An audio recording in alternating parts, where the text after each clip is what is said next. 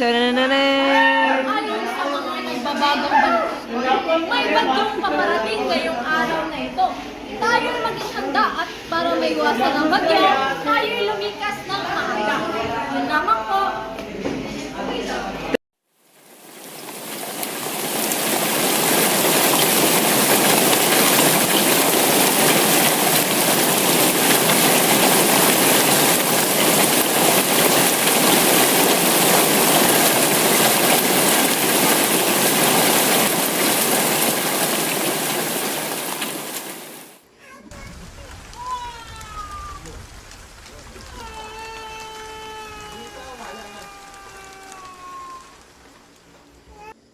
Saan mo mag-impake na tayo? Nadala mo na ba gamit mo? Nadala mo na gamit mo? Tara! Bilis! Tara na!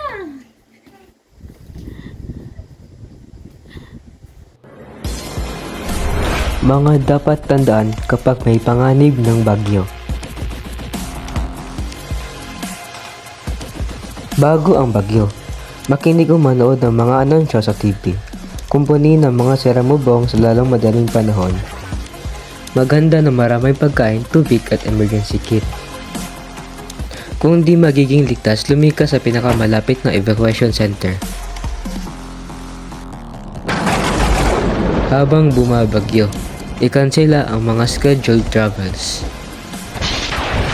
Ihanda ang mga baterya ng cellphone sa mas importanteng tawag. Switch off ang main source ng kuryente.